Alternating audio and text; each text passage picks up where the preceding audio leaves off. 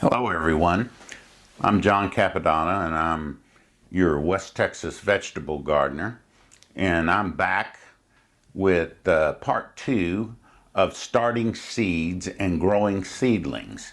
And this segment will cover equipment. And we're going to start with lighting. And the best technology available is LED lighting. And I recommend that you buy the best LED grow light that you can afford. LED is technology is much better. It's come a long way in the last decade, and it is the best way to go.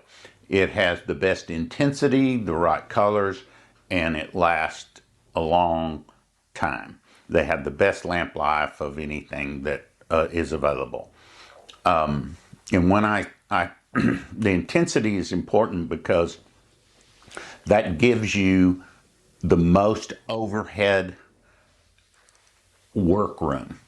Matter of fact, if you look right behind me, this this is my one of my grow lights over my propagation bench, and it's probably 24 inches at least above the work surface.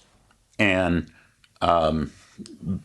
these particular lights have a dimmer control, and so I can adjust the intensity just by turning a dial, and that's really a major improvement over the old fluorescent lights. Fluorescent lights did not have enough intensity, so they had to be very, very close to the tops of the plant, and that could get problematic because you had to constantly be moving the fluorescent lights up, or if you failed to do that, they would grow into the lights or too close to the lights, and then the heat from the lamp would hurt the plant. So it was really a hassle to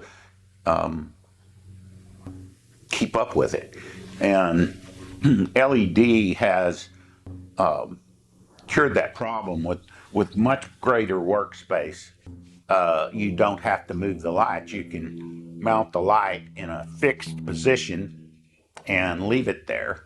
And that's a huge improvement. So now let's talk about light energy, and this is why it's important that you buy a grow light. Now, in my professional career, I was an electrical contractor, and I dealt with lighting issues daily, and this really is an area of my expertise. And I assure you that there is a difference in the grow lights than from, say, an ordinary shop light. I know there's a lot of people that will tell you, sure, just go out and buy a shop light. Please do yourself a favor and don't shop for an LED light. And so, because they're designed to produce the correct area of the electromagnetic spectrum. Now, the electromagnetic spectrum includes more than visible light. It includes gamma rays and X-rays and UV rays and the visible light spectrum and infrared and radio waves and microwaves. But the visible light area of the spectrum is relatively small, and the the waves at the UV end of the spectrum are shorter. In other words, the peaks of the waves are closer together, and they're farther apart at the infrared end of the spectrum. And what that means is the UV end of the spectrum is a higher energy. You surely are familiar with UV rays. If you've gone out in the sun and you've gotten sunburned, it's because of the UV rays. When you go out and to buy sunscreen, you're concerned with UVA and UVB rays, and those rays are not visible to us, but they are certainly their presence is made known by sunburn. And plants use those invisible areas of the spectrum. And that's where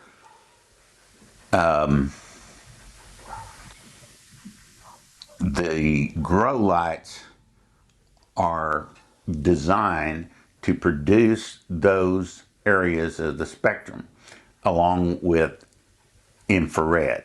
Now, the reason standard lights used in a building, that's undesirable because that same UV can burn your eyes, just like what the reason you wear sunglasses outside.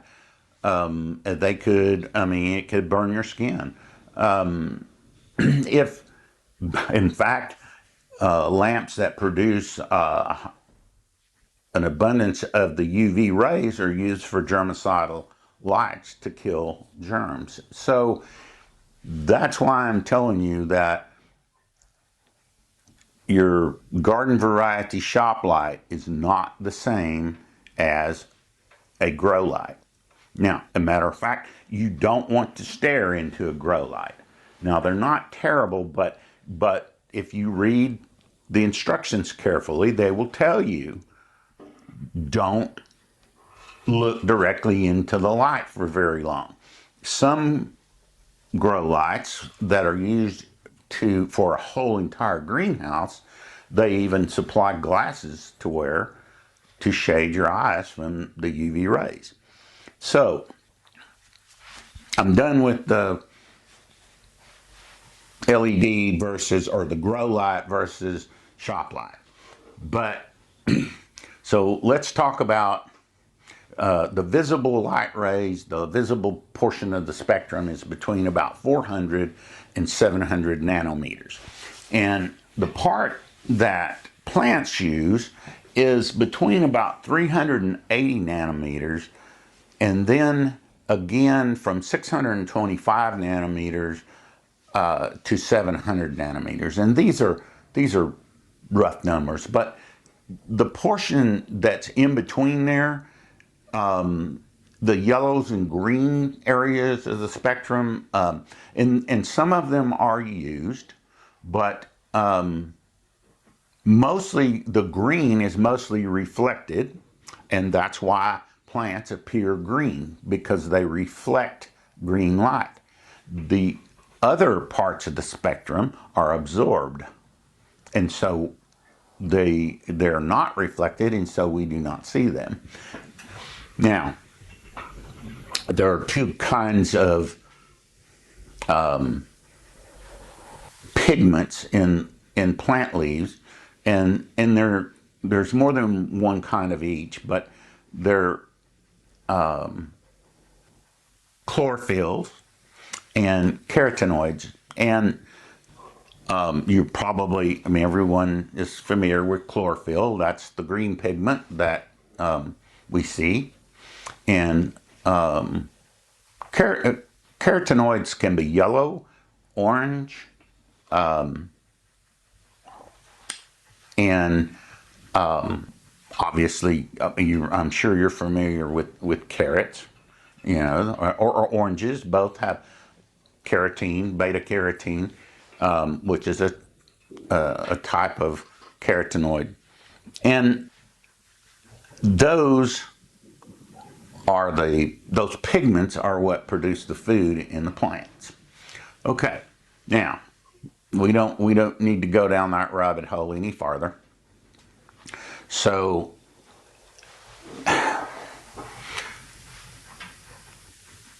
let's talk about what you should look for. Besides, first thing you should look for when you're shopping for a grow light is that it's a grow light and that it covers the necessary area of the spectrum and that it has enough intensity.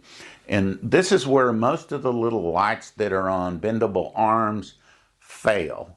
They just don't have enough intensity to cover a large enough area to do any good. They can probably work well enough to keep a single herb plant alive or something like that. But when you're talking about growing, a few hundred seedlings, that it's just not intense enough to cover a large enough area and leave you enough headroom to work. I really can't overemphasize how important it is that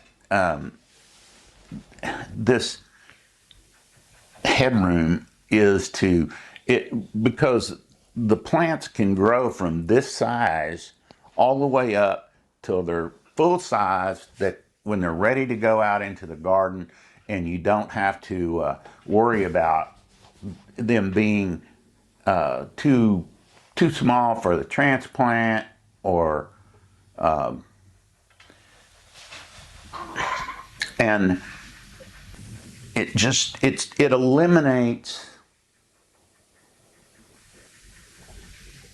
possibility for error, and that's helpful, because if you're like me, sometimes I'm a little forgetful, and if I forget to come out and raise the lights and they get burnt, I mean, it ruins the whole deal. I mean, it can take out your entire crop. So little things are important when doing this.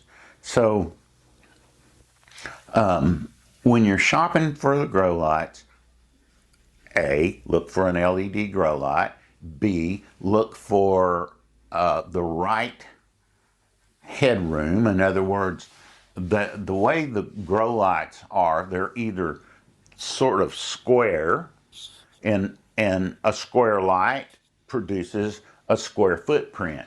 And say, for instance, that your heat mat is 24 by 24, 22 by 22, and it's made for two 1020 trays. Well, then perhaps you should look for a small square light, and it's okay that if you can operate it at 18 inches, that will be sufficient to do what you need to do. And if you have to raise it one time, it's not an issue. But you probably won't have to raise it. I mean, and these plants, even in the 4-inch pots, are probably about 7 or 8 inches above the tabletop. And if you set your light at 18 inches above that, then you're good to go. That plant can grow another 18 inches before, or another 10 inches before it would become a problem. So, and the height and the footprint are related. In other words, the higher you get, the bigger the footprint gets. But the more intense the light has to be. So a light that's, say, a 1 foot by 1 foot and it's 100 watts will not be able to be mounted as high as a light like these that are about not quite 4 feet long, but they cover an area 2 feet by 4 feet long, but they're 300 watts. Okay, well, this 300 watt fixture is capable of putting out a lot more light than a 100-watt fixture. It has more LEDs, and it takes more energy to drive them. All right, so be thinking, match the shape of the light to the area of your bench, of your propagation area. Now, I'm about ready to wrap up this section, but before I do, let's talk a little bit about brands. I don't endorse any brand. Okay, the lights that I happen to have are Mars Hydro. I bought Mars Hydro because they fit what I needed. This particular model is a 2000 TSL, and it's the TS series, and it's a long one. They have another one that is, and it's a 300 watt, and they have another 300 watt fixture that's half that long, but it's twice that wide. It's square, and you could use it over a 4 by 4 foot square area in lieu of this one with the same amount of lights and the same energy and the same intensity, and this covers a 2 foot by 4 foot area. So again, you match the shape of the light to the footprint that you need on your bench. Now, you want to cover the entire area of your bench with enough light that the plants have adequate light to grow and grow well. And you can see that my plants are nice and green, and they're very healthy looking, and I believe that much of that is due to the fact that it's got very good light. So to wrap this up, again, talking brands. Mine are Mars Hydro, and they're not top of the line grow lights. There are grow lights that are much more expensive, and I have some, but they have proven very adequate. And right now, with prices the way they are, grow lights are one of the few things that the prices are going down. And with the legalization of marijuana in some states, it's really produced a proliferation of grow lights. And so the competition is pretty fierce and the price is going down. And that's a good thing. And these Mars Hydro, these 300 watt Mars Hydro, are about $250. But some other brands that I have seen, for instance, I saw a pretty good report on some called Unit Farm. That's the brand name, Unit Farm. And a magazine had done an article on them, and they were pretty. It was a positive article, and the thing about the Unit Farm, they have a unit that is 1 foot square that's around $50, and that's pretty affordable. If you could start 100 plants, you could put that on a 2 foot by 2 foot, or use 250 or 272 cell plug trays, and you could start 100 to 144 seedlings, and that takes up a lot of room when you go move them to a 3-inch pot. But you can start a lot of varieties, and if you're like me, the timing is that they go in the garden. The first thing that I start is tomatoes, and they're up and ready to be taken off the heat mat and just under the light. Now that's another thing. Don't forget that you have to have a area that's lit once you take the seedlings off the heat mat. You have to have a place to put them that's lit. So in my case, I have an 8 foot long bench here, and I have the entire thing lit. And then I have a bench above that's 8 feet long, and it's lit.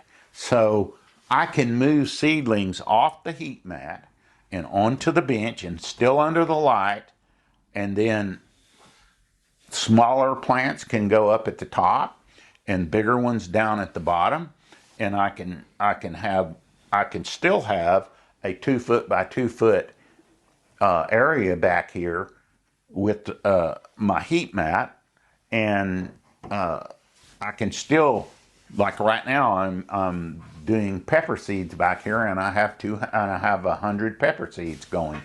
Now, a lot of those are going to my daughter, and at some point we will have to move those around. Now I have this middle bench that I'm sitting in front. I have a couple of grow lights over it, and I can light it as well. So don't forget that you need grow lights not only over your germination area, but over the area where you're going to grow the plants out. So you more than likely will need more than a single grow light. Okay, well that about wraps it up. And the next thing we are going to talk about is heat mats, and that's the other essential thing that you need to start seeds and to grow seedlings out. Well, not to grow the seedlings out. Once they sprout, once they germinate, they come off the heat pad. But the heat pad is very, very necessary for good germination. So I'll see you next time, and we'll talk about heat pads.